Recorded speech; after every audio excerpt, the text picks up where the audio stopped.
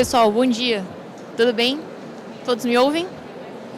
Prazer, eu sou Mercedes Fraga, sou gerente de engajamento e inovação no Doutor Consulta. E eu vou contar para vocês hoje um case nosso na empresa de como a gente conseguiu aumentar o engajamento dos nossos pacientes em 34%, implementando agentes de inteligência artificial na jornada dele no WhatsApp. Só que para o case ser completo e vocês entenderem bem as dores que a gente tinha, eu vou dar alguns passos atrás para contar um pouco da empresa e dos desafios que a gente tem na nossa operação. Então, o Doutor Consulta, para quem não conhece, surgiu em 2011, em São Paulo, com o objetivo de levar acesso à saúde para quem não podia pagar por um plano de saúde privado, nem estava se sentindo completamente atendido com a rede pública que tinha na sua região. Com isso, para a gente conseguir chegar nesse objetivo, a gente tem hoje um portfólio com diversas especialidades de consulta, exames tanto laboratoriais quanto de imagem. Estamos expandindo os nossos centros médicos odontológicos, inclusive a gente teve nossa primeira expansão no ABC em São Paulo há poucas semanas. E a gente também oferece alguns portfólios com parcerias, como cirurgias e fisioterapia. E com todo esse portfólio, a gente já tem uma história com números expressivos. Então, temos 4 milhões de pacientes já atendidos em São Paulo, uma base de pacientes fidelizados de mais de 480 mil, um NPS acima de 80%. Só que apesar de todos esses números, desde o começo da nossa história, a gente enfrenta um desafio cultural, que é o brasileiro, usualmente, tende a procurar saúde quando a dor e o sintoma já existem. O trabalho preventivo, ele não é 100% enraizado na nossa sociedade. E o desafio que a gente tem é de justamente conseguir mudar essa percepção para que a jornada do paciente seja melhor. Tanto do ponto de vista de custo, que uma vez que você trabalha já com o problema ali, ele fica muito mais caro, quanto até pela assertividade. Dito tudo isso, a Veri, que é a nossa agente de inteligência artificial, ela veio justamente para tentar nos ajudar a contornar essa dificuldade cultural que a gente tem aqui no Brasil. Qual que é a ideia? A gente colocou a Veri no WhatsApp, que é o canal onde está mais presente no dia a dia dos brasileiros. E aí, quando um paciente começa a interagir com o nosso WhatsApp, primeiramente esse paciente ele vai ter contato com o nosso chatbot. Nosso chatbot não é a nossa inteligência artificial. É simplesmente uma árvore de decisões que já tem tanto as respostas quanto as perguntas pré-estipuladas e a interação é muito mais quadrada. Se o chatbot não conseguir atender a demanda do paciente, aí sim ele é levado para a Veri, que é a nossa agente de inteligência artificial.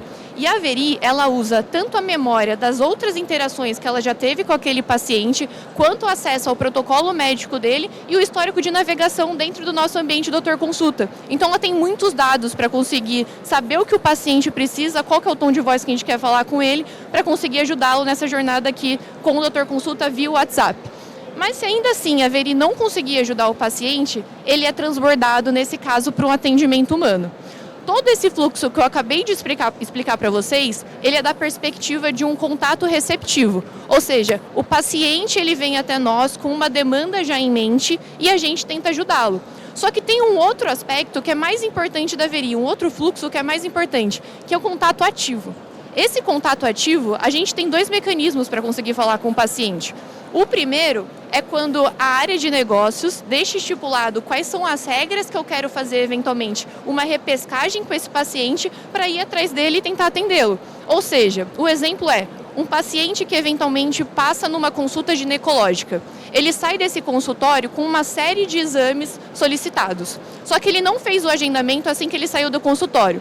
Passaram-se alguns dias, ele ainda não fez esse agendamento. A Veri, por ensinamento nosso, ela sabe que ela precisa contatar esse paciente para lembrá-lo que, olha, você passou numa consulta ginecológica há uma semana, a doutora Cláudia te passou todos esses exames e você ainda não agendou. Eu posso te ajudar a encontrar o melhor horário? Esse foi um dos mecanismos de contato ativo com o paciente.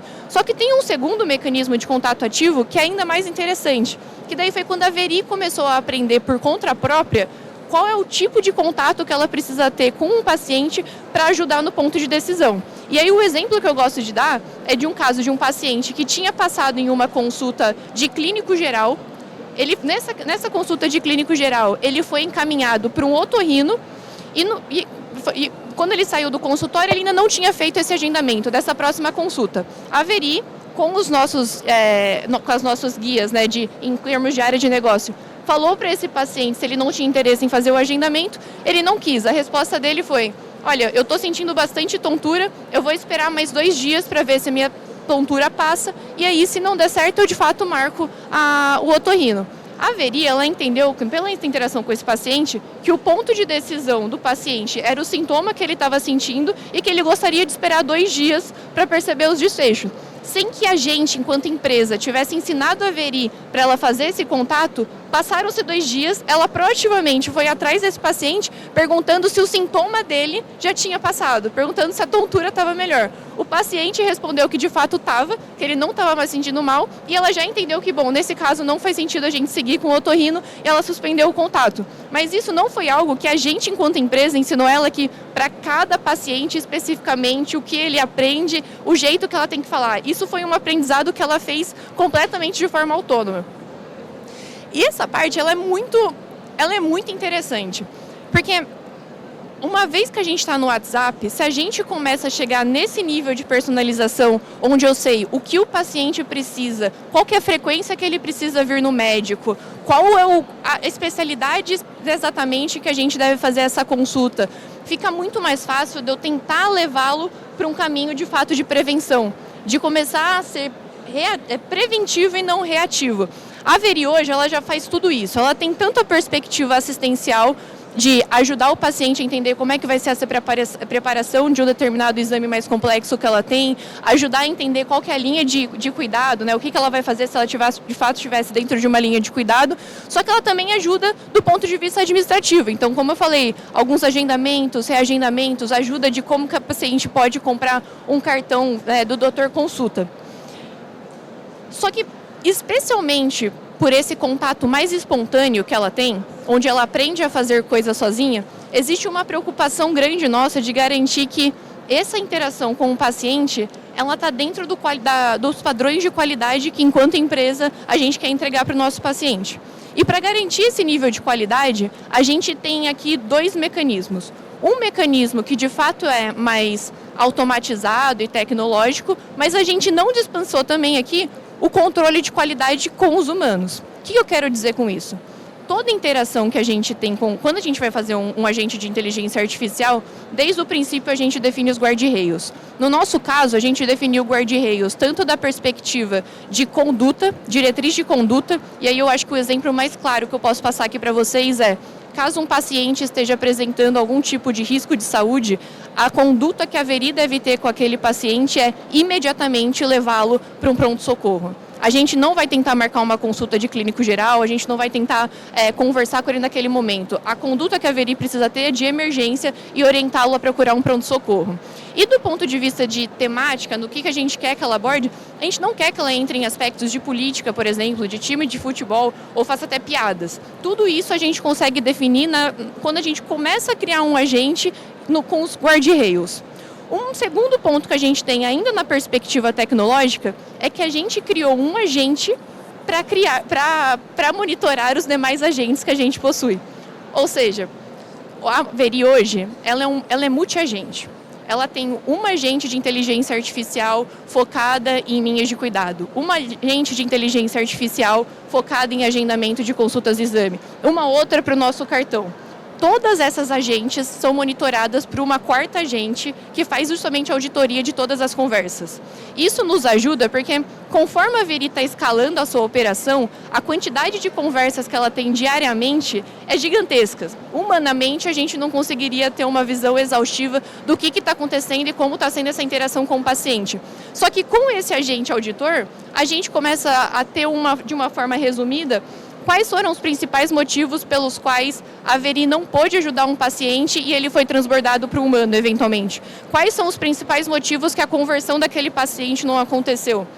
Tudo isso ela vai trazendo de forma automatizada e vai colocando tags nas interações. Então, por exemplo, olha, essa conversa especificamente está com uma tag de atrito com o paciente. o meu time de analistas, o meu time de qualidade, né, quando ele for fazer uma varredura das conversas, essas tags mais críticas são os pontos que eles vão priorizar. E aí ele começa a utilizar tanto a tecnologia quanto essas tags para saber como que a minha varredura humana vai ser mais assertiva aqui. Com essa varredura diária dos meus analistas, a gente também vai aprendendo, né, o que a Veri pode fazer de melhor, tanto da perspectiva de garantir que a informação que a gente está passando para o paciente é a mais redonda possível, quanto da perspectiva de performance também. Como é que a gente pode fazer com que a conversão, eventualmente, de um agendamento seja mais redondo possível. E aí tudo isso vai gerando diversos feedbacks, que a gente tem hoje já mais de 1000 registros, né, de feedbacks, que tem um time focado em endereçar e evoluir a Veri continuamente. O que nos deixa mais empolgado nessa jornada como um todo é que a gente sabe que a gente está muito no começo. A Veri hoje ela tem ainda um papel super importante, que já está trazendo resultados sólidos, mas a gente sabe que ainda não é disruptivo. Só que mesmo com essa participação ainda embrionária, só de colocá-la no WhatsApp, a gente conseguiu aumentar em 76% a receita mensal feita por esse canal. Isso é muito expressivo.